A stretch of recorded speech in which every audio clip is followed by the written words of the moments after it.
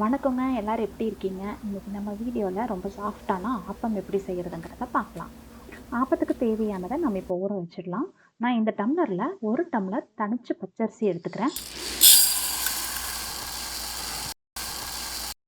இது கூட 1/2 டம்ளர் உளுந்து சேர்த்துக்கலாம். கொஞ்சமாக வெந்தயம் சேர்த்துக்கலாம். நல்லா 2-3 டைம் தண்ணியில் கழுவி எடுத்துட்டு ஒரு 4லேருந்து 5 மணி நேரம் ஊற வச்சு எடுத்துக்கலாங்க. இப்போ இது எல்லாத்தையும் ஒரு மிக்ஸி ஜாரில் சேர்த்துக்கலாம்.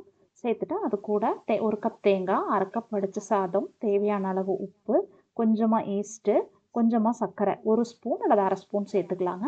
சேர்த்துட்டு தேவையான அளவு தண்ணி விட்டு நல்லா நைஸாக அரைச்சி எடுத்துக்கலாம். யூஸ்வலாக நான் ஈஸ்ட்டு சேர்க்க மாட்டேங்க. நீங்கள் வேண்டாம்னா ஸ்கிப் பண்ணிக்கலாம். அதுக்கு பதிலாக அவல் கூட சேர்த்துக்கலாம்.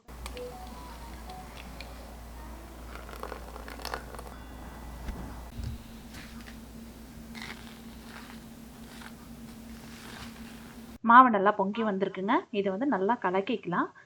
ஆப்பம் ஊற்றுற பதத்துக்கு கொஞ்சம் தண்ணி சேர்த்து கலக்கி எடுத்துக்கலாம்.